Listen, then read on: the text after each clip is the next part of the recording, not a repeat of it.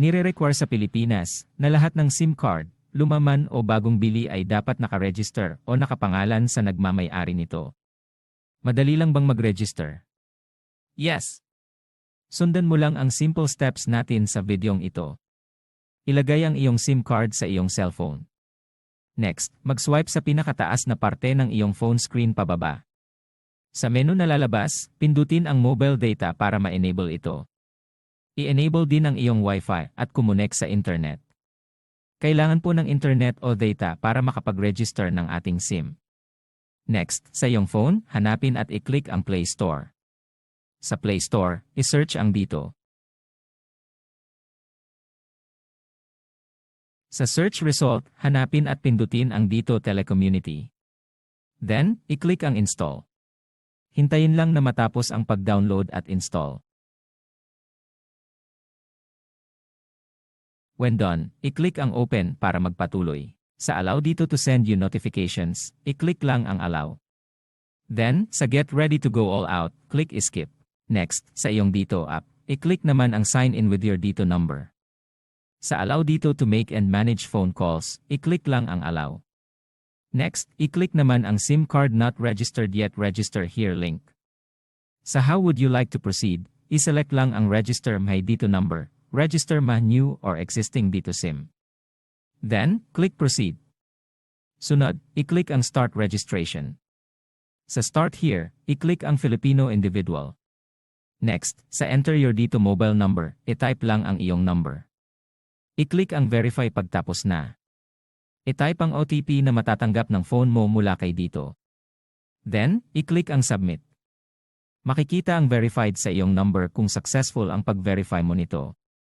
I-click lang ang Proceed para magpatuloy. Sa Upload your ID, pindutin ang Select Type of ID. Piliin lamang kung anong ID ang meron ka. Para sa tutorial na ito, National ID ang aking gagamitin. I-click lamang ang napili mong ID.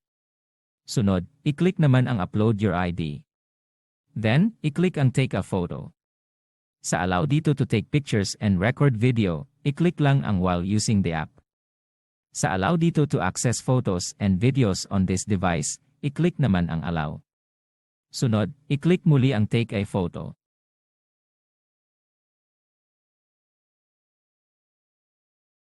Ilagay sa pinakagitna ng camera ang iyong ID. Kapag okay na, i-press lamang ang camera icon para mapicturan ito. I-check ni dito ang quality ng ID picture mo.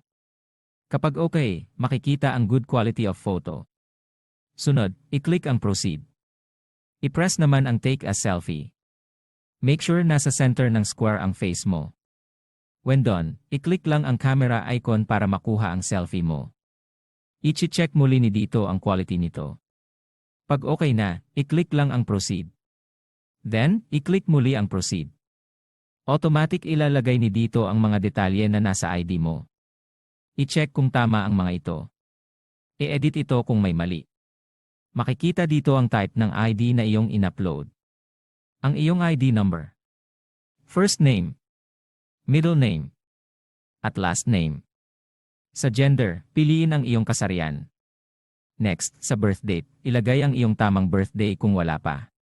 Sa address, i-type ang address mo na nasa ID. Kung meron ng nakasulat, i-check kung tama ito. Sa address, kahit NA o not available na lang ang ilagay mo sa floor, unit number, house number. NA na rin ang i-type sa building name, village name at subdivision name. Sa province, city and barangay, ilagay ang eksaktong address na nasa ID mo.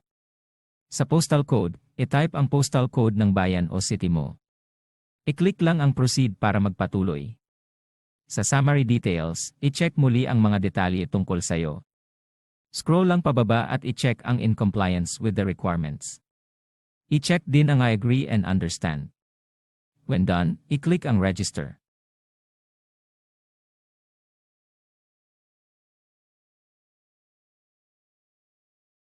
Makikita ang SIM card registration has been completed.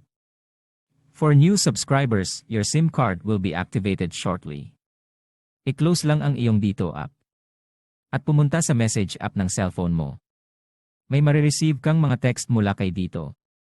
Mababasa ang "You have successfully registered your Dito SIM card" na text mula kay Dito kung naging okay ang registration ng SIM mo.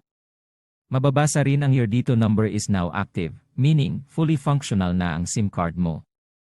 Kung 5G enabled ang phone mo, activated na rin ito upon successful SIM card registration. And lastly, makakatanggap ka ng 3GB 5G data mula kay Dito which is good for 15 days. Kung bagong bili ang SIM mo, meron din itong starter pack pagkatapos ng registration. Ang starter pack promo ay merong 3GB data, valid ito for 15 days. Salamat po sa panonood. Don't forget to like and subscribe.